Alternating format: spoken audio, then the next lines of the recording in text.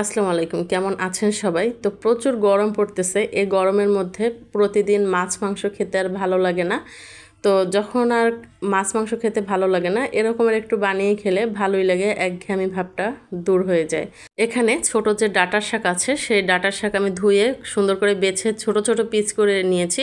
আর একটা ফ্রাই প্যানে দিয়ে দিলাম। এর মধ্যে দিয়ে দিয়েছি 4-5 টুকরো আস্ত রসুনের কোয়া আর 4-5টা হচ্ছে কাঁচামরিচ। এটা দিয়ে সামান্য পরিমাণে লবণ দিয়ে দিলাম। আর এই লবণটা দেওয়ার কারণে হবে কি, শাকটা একটু তাড়াতাড়ি নরম হয়ে যাবে। একটা ঢাকনা দিয়ে ঢেকে দিচ্ছি।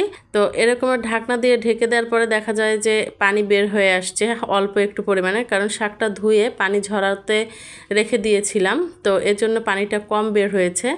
আর ঢাকনা দেওয়ার কারণে দেখতে পাচ্ছেন যে রসুন নরম হয়ে গেছে।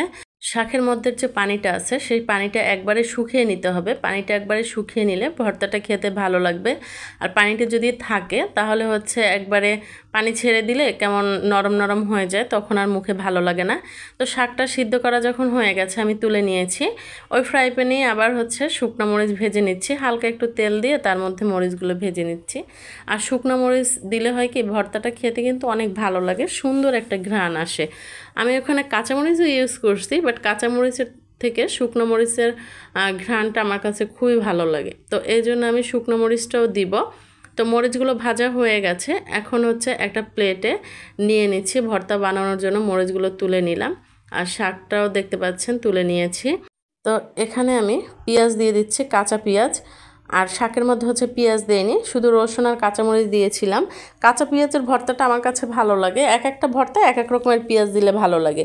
আর শুকনো মরিচটা আমার শেষ হয়ে গেছে, তো এখানে আমি এই ভর্তাটার জন্য এতটুকুই শুকনো মরিচ নিয়েছি। মরিচের মধ্যে একটু লবণ দিয়ে আগে মরিচটা মেখে নিচ্ছি, কারণ লবণ মরিচ মেখে নিলে সুন্দর করে মরিচটা গুঁড়ো হয়ে যায়।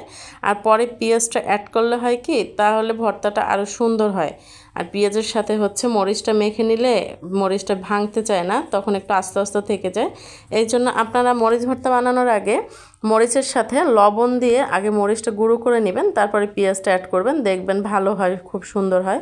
তো এখন শাকটা আমি এই মরিচ ভর্তার মধ্যে একবারে মেখে নিচ্ছি।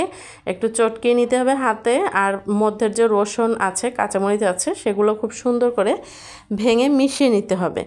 আর সবার শেষে হচ্ছে এই যে সরিষার তেল দিয়ে দিলাম। সরিষার তেল দেওয়ার কারণে খুব সুন্দর একটা ফ্লেভার আসতেছে। তো আপনারা এভাবে বানাবেন। রোজার মধ্যে সবাই কিন্তু একটু ভাজা পোড়া বেশি খেয়েছি, আর হচ্ছে মাছ মাংসটাও বেশি খাওয়া হয়েছে। তো এরকমের একটু ভর্তা হলে ভালো হয়। আর যে প্রচণ্ড গরম পড়ছে, মাংস খেলে অস্থির লাগে, একটু ভর্তা ভাত হলে, ডাল হলে গরমের মধ্যে খুবই ভালো লাগে, শরীরটা অনেক হালকা লাগে।